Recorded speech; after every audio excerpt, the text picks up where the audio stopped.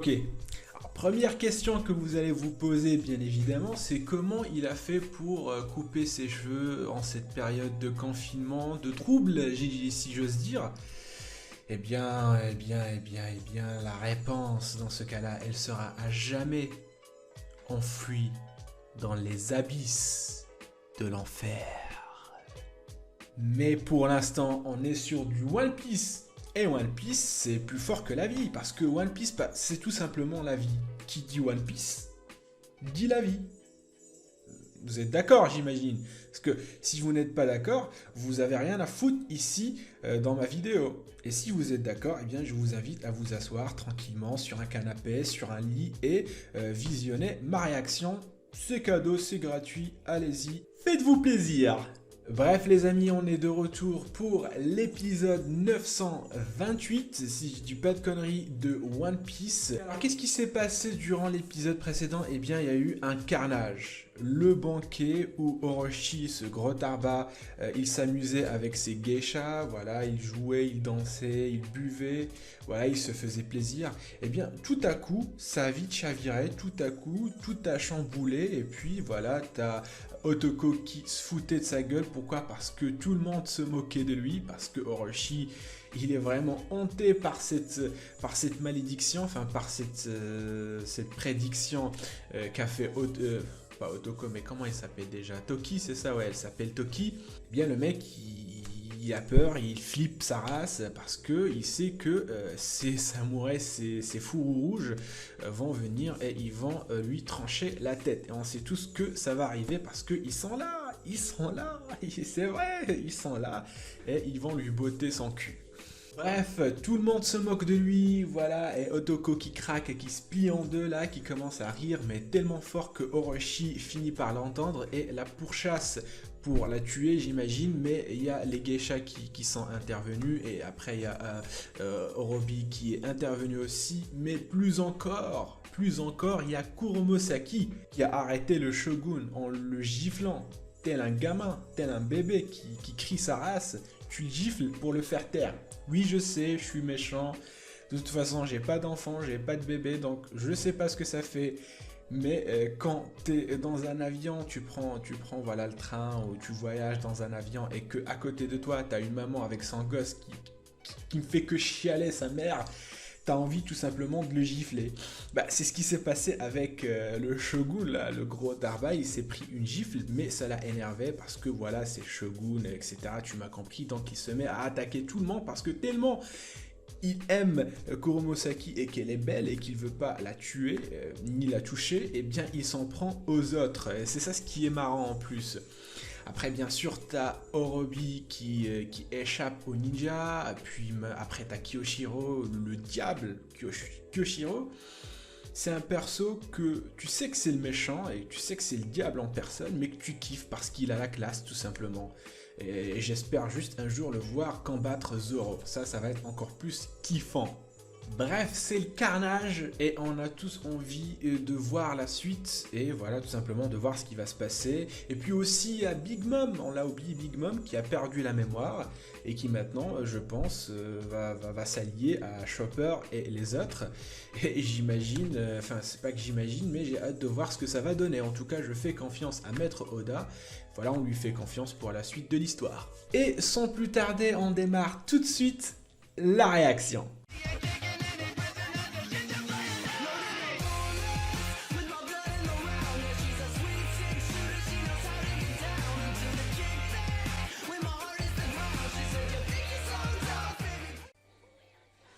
Ok, c'est parti.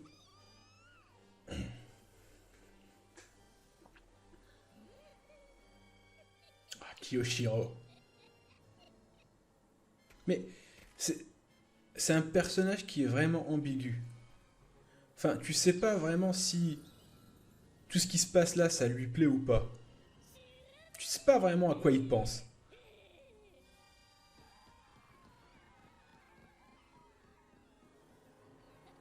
C'est un vrai carnage, oui, effectivement.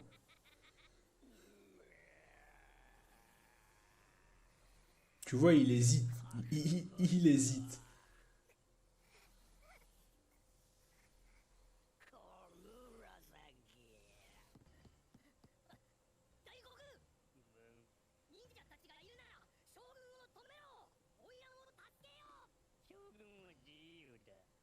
Rien ne peut le contraindre.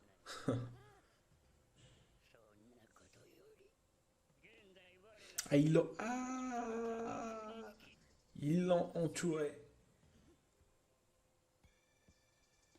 Là, faut que Brooke intervienne, là.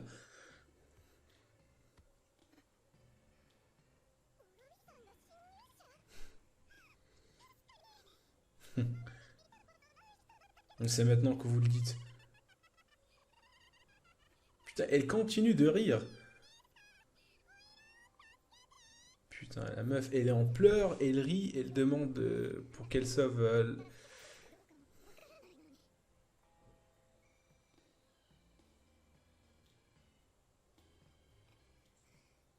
Putain, mais c'est ça les ninjas? Oh, il y a Brooke qui débarque. Ah, je le savais. Vas-y, Brooke. Il flippe le race devant Brooke. Tu vois l'impact du folklore là, japonais sur les habitants. T'as beau être fort, tu vois un esprit, voilà, tu prends tes clics, tes claques et tu dégages ta race. Tout simplement. Les squelettes affamés. D'accord, c'est des sortes d'esprits là dans le folklore.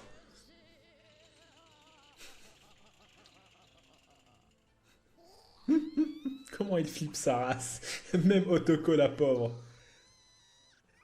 Oh putain, la pauvre. Elle en a bavé, elle. C'est elle qui a le plus bavé avec tout ce qui se passe.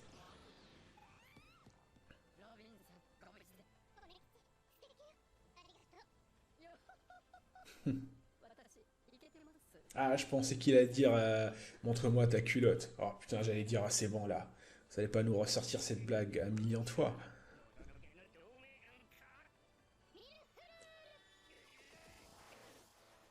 Testomano. Ah, ça fait longtemps qu'on n'a pas vu Robin lancer une attaque. Ah, ça fait toujours plaisir.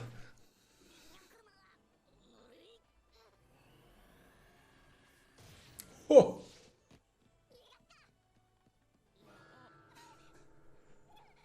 C'est vrai qu'il fait flipper.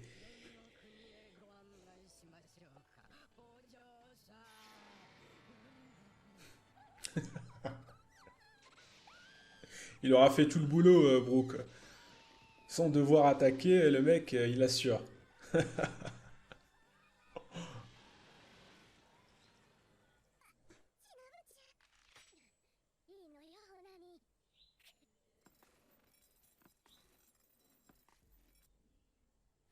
Ce serait pas le gros là? Ah, c'est sûr que c'est lui. Ah oui, j'en étais sûr. Tu as bien dit Shinobu. Ah, il la connaît! Hanzo. La Konoichi ensorcelant. Qui séduit les hommes. Elle est tout sauf ça, mon gars. Tu peux dire, c'est le travelo, travesti, tu choisis ce que tu veux, mais tu dis pas ça.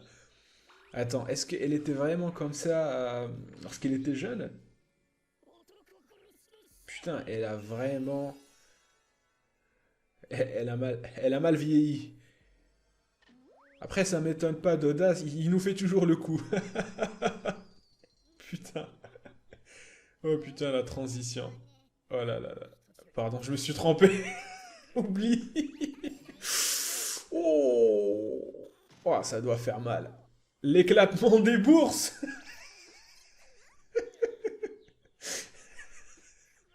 C'est pour ça qu'on t'appelle la tueuse d'hommes. Oh putain. Oh là là. Oh putain. L'éclatement des... Bah voilà, l'éclatement des couilles, si tu préfères.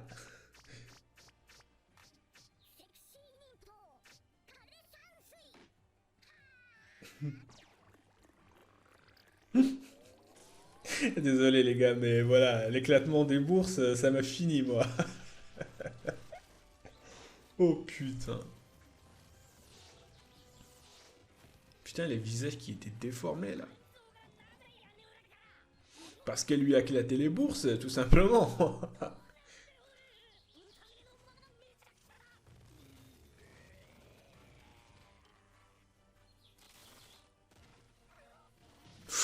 Oula!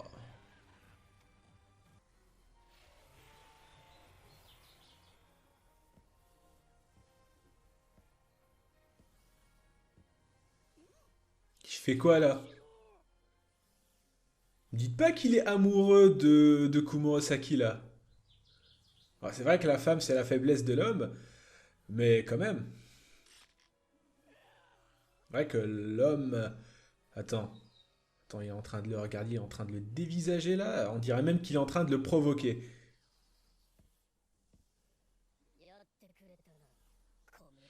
Vous savez que je pensais pas que ça allait prendre ces tournures.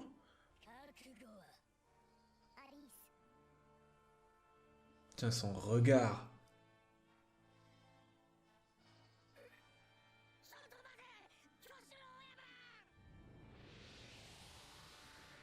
Non.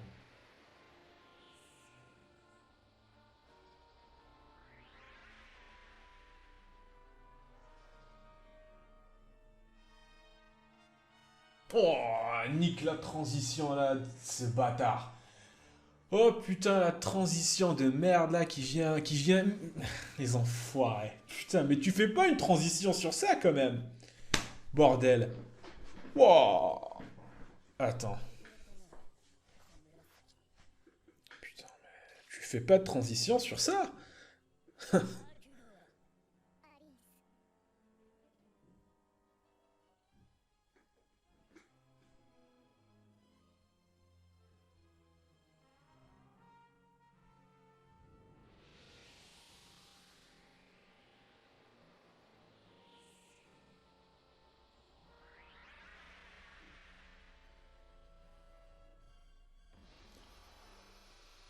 Non.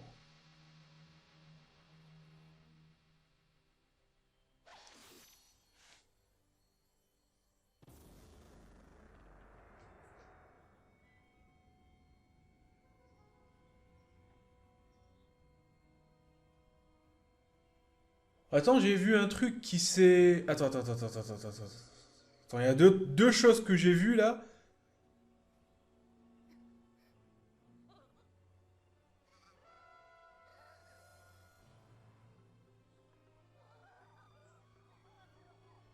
Non, là ils ont vraiment insisté sur la scène, c'est parce que ça veut dire qu'elle est foutue là, elle est morte. Non. Putain, le visage de ce gros tarba là. Mais il a toujours la classe, c'est ça ce qui me rend fou.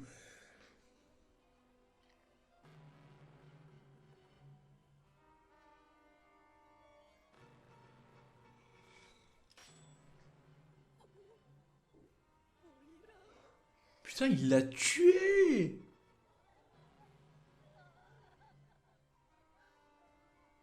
Après là, toutes les théories qui disent que Kurosaki c'est la fille d'Oden, là tu commences à y croire moins là.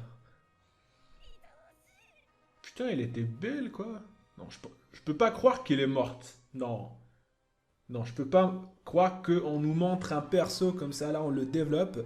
L'épisode précédent, elle dit je suis fille de samouraï, voilà et tout, elle change de caractère et tout, et puis d'un coup, l'épisode prochain, elle meurt. Je peux pas y croire.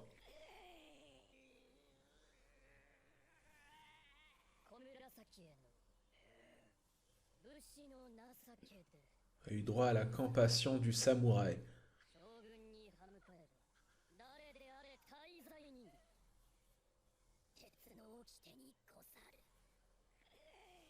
D'accord.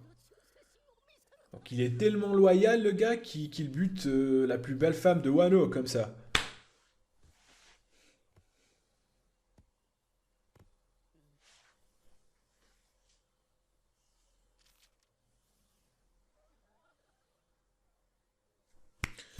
C'est ça que j'ai vu tout à l'heure lorsqu'il l'a tranché, c'est ça que j'ai vu, putain. Ça s'est passé vite fait, mais putain, j'ai réussi à le voir. Lorsqu'il l'a tranché tout à l'heure, il y a un truc qui s'est envolé là, du coup, c'était ce papier là. C'est ce que j'ai vu. Attends, parce que là, ce papier là, Cette carte-là, c'est celle qui est distribuée aux rebelles. Mais qu'est-ce que ça fout là? Attends. Oh! Elle convoque Zeus comme ça, comme si c'était sien. C'est bon, c'est un power-up là, finalement.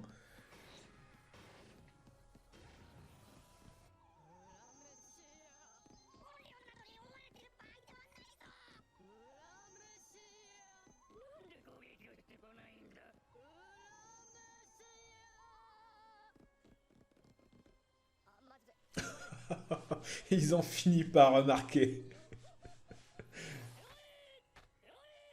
Putain, elle est morte. Bon, ça fait un choc.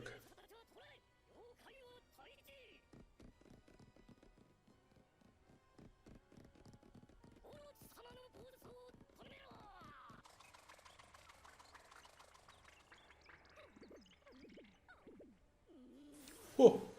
Putain, le changement. Ah, puisque si c'est le nuage de... Nuage. Raitei. Fatal Foudre. Si c'est le nuage de Big Mom, alors tu peux être Orochi ou je sais pas quoi, bah, tu vas prendre cher là, regarde, regarde. Là, il prend cher. Tout le monde prend cher là. Oh putain.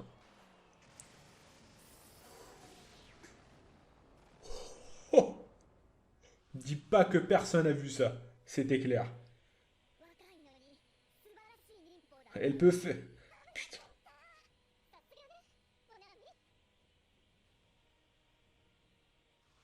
T'as vu, elle est en train de pleurer, Komurasaki, et elle rit toujours, voilà, elle garde le sourire. Putain, c'est quoi le truc en fait? C'est quoi?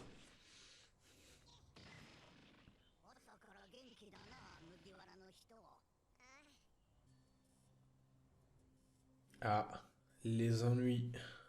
Ça recommence, c'est reparti. C'est reparti. C'est reparti. Ils ont eu voilà, quelques pauses là, quelques jours de répit, et là ça va repartir. L'autre, c'est qui? Kid. Non! Il a réussi à s'évader! Non! L'enfoiré! Il a même pas pris Luffy avec lui, ce gros tarba là. Oh, mais comment il a fait? Il avait aussi les menottes là, mais comment il a fait?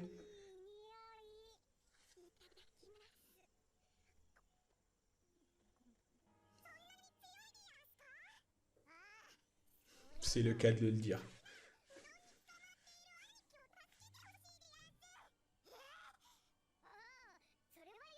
Non!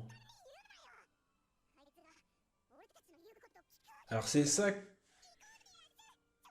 ce que nous réservait Oda finalement? Big Mom qui débarque à Udan? Ça va être le bordel! Ça va être le bordel!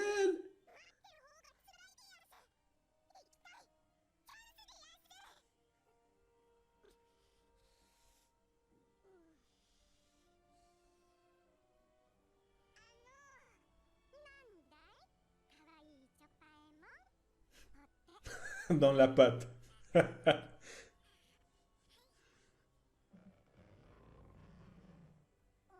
Putain, regardez-moi ses yeux.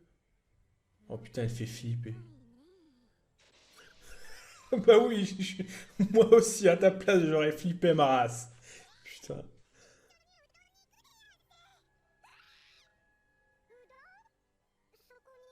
Putain, regardez-moi ses yeux. On dirait qu'elle est vraiment défoncée la meuf.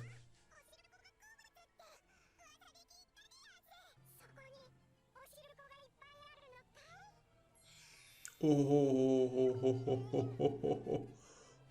Elle va débarquer à Udon. Elle va débarquer à Udon. Oh, oh, oh. Ok, alors pour cet épisode, on a eu droit à tout. Il y a eu Chopper, il y a eu Big Mom, il y a eu Nami, Brook, Orobi, il y a eu tout ce que tu veux. Il y avait même les ninjas qui ne servaient à rien finalement. Ces gros ninjas de merde qui ne servaient à rien, ils étaient présents aussi. Ils étaient tous présents. Et donc comme je le disais, même les ninjas qui ne servaient à rien. Pourquoi? Parce que ce que j'aime bien avec One Piece, c'est qu'on apprend un peu plus sur le folklore japonais. Par exemple, là on a appris que les gens de Wano, ils croient à des créatures, enfin à des esprits qu'ils appellent. Alors je l'ai noté, il est où? Bref, ah oui, voilà. Les Gasha Dokuro. Les Gasha Dokuro. Alors, qu'est-ce que c'est que les Gasha Dokuro? Eh bien, c'est tout simplement, ce sont des squelettes affamés. Ce sont des sortes de squelettes, voilà, qui symbolisent la rancune des gens, c'est-à-dire que voilà, ils se matérialisent, ils prennent la forme de squelettes et qui viennent hanter les gens, qui mangent leur chair, mais avant ils les écrasent, puis ils les bouffent. Voilà, ce qui est bien avec One Piece, c'est qu'on apprend un petit peu plus sur ce folklore, et ça c'est vraiment quelque chose de bon. Peu importe qu'on soit puissant, dès que ça parle d'esprit, dès qu'il y a un esprit, un spectre dans les parages, dès que ça parle de légendes urbaines et tout ça, on devient impuissant. C'est-à-dire que les ninjas, ils sont forts. C'est quand même l'unité rattachée au shogun. C'est pas rien. Ce sont les ninjas les plus puissants, j'imagine. Et voilà qu'il flippe tout simplement devant Brook. Voilà qui prend, sous sa forme astrale. Et il pense que c'est un squelette affamé. Et donc il flippe leur race et il décampe à toute vitesse. Et ça, c'était vraiment marrant. Voilà, puisque Wano, tout simplement, est la transposition du Japon dans l'ère féodale, enfin voilà, à l'ère d'Edo, voilà, c'est tout simplement la transposition du Japon. Du coup, il y a une forte croyance qui prime sur tout. Donc, tu peux être puissant et tout ce que tu veux, tu vas flipper ta race dès que ça parle d'esprit, ça c'est sûr. C'est comme avec les sorcières, avec nous, avec les légendes qu'on nous racontait lorsqu'on était petit et tout ça. Il y avait même l'exemple dans l'arc de Thriller Bark, c'était la même chose, mais pour les occidentaux. Bref, ces ninjas ont été tournés en ridicule et ce n'était pas pour nous déplaire. Et puis on a eu droit à Shinobu qu'on appelait la tueuse d'hommes, hein, la femme qui casse les couilles. Je ne ferai aucune blague misogyne là-dessus. Bref, avec son Impola, l'éclatement de bourse, mais j'étais plié, moi, c'est bon, elle m'a terminé lorsqu'elle a sorti ça. Voilà la tueuse d'hommes. Pourquoi? Parce que tout simplement, elle t'éclate les couilles. Cherche pas, c'est simple et efficace. Et puis on voit que Oda lui inflige aussi le même traitement qu'il fait aux autres persos. Rappelez-vous Mother Caramel. Eh bien, quand on la voyait là, lorsqu'elle était vieille, eh bien on disait putain mais qu'est-ce qu'elle est moche. Après, on a eu droit à son flashback et puis, putain, la meuf, elle était quand même bonne. Voilà, donc Oda, il s'amuse avec les persos, voilà, quand ils grandissent, eh bien, il vieillit mal.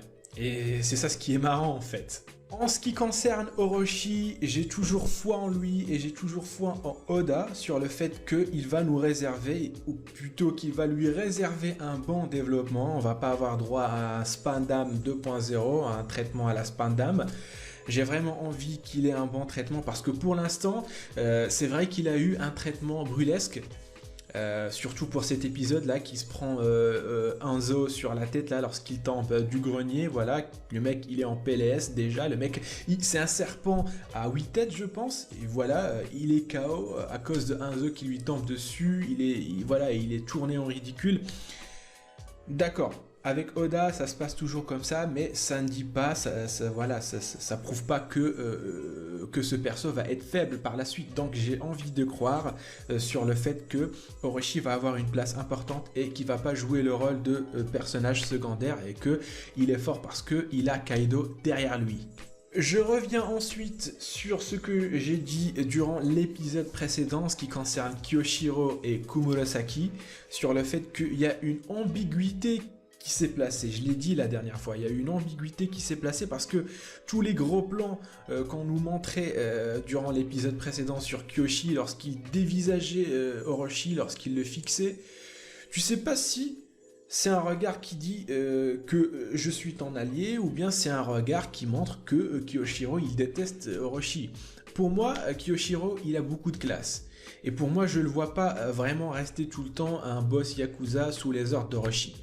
Moi, je dirais plutôt même que Kyoshiro, il vise la place de Shogun. Voilà, qui fait le mec serviable, serviteur et fidèle, mais qui va profiter de la moindre occasion pour qu'il puisse prendre la place du Shogun et régner sur Wano. Voilà. Ça va être un vilain, il va rester un vilain, mais il veut la place du Shogun. Sinon, ça n'expliquerait pas cette ambiguïté qu'on ressent sur Kyoshiro, sur les gros plans qu'on nous montrait.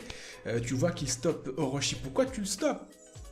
T'aurais pu juste le laisser tuer Komurosaki. Après, peut-être parce que il savait qu'il n'allait pas la tuer parce qu'il l'aime trop pour ça. Et donc, du coup, il a pris cette initiative et qu'il l'a tué, lui de ses propres mains. Ça doit être ça, je pense. Parce que je ne vois pas d'autres raisons possibles. Pourquoi j'ai dit que cette ambiguïté s'est renforcée? Non, je ne l'ai pas dit, je le dis maintenant. Elle s'est renforcée, pourquoi? Parce que le moment où il l'a tranché, si vous avez bien vu durant l'épisode, eh bien, il y a eu le papier qui s'est envolé, pile au moment où il l'a tranché. Peut-être qu'avec le coup qu'il lui a porté, voilà, ça a fait sortir la carte qu'elle avait peut-être. Et on se rappelle, l'épisode précédent, il disait « Je suis fille de samouraï ». Et puis voilà, quand il la tranche, t'as la carte qui sort et puis sa personnalité qui avait changé avant. Il y a vraiment une grosse ambiguïté là-dessus. Bon, je vais m'arrêter, sinon ma tête va chauffer et puis on va en rester là, je pense. On va attendre la semaine prochaine pour avoir quelques réponses par rapport à ce qu'on vient de développer. Et puis aussi avec Big Mom, si elle va vraiment atteindre Udon. Ou peut-être qu'il y aurait des personnes qui vont se dresser sur leur chemin, tout simplement. Bref, si t'as kiffé la réaction et que t'as surtout kiffé ma nouvelle coupe durant ce confinement, hein, pas de jaloux, eh bien vous lâchez un pouce bleu, vous commentez, c'est le plus important, encore plus c'est que vous vous abonnez, et encore plus c'est que vous restez chez vous durant ce confinement. En tout cas, j'ai kiffé l'épisode, et puis je vous donne rendez-vous dans ce cas-là pour la réaction prochaine. Tchuss!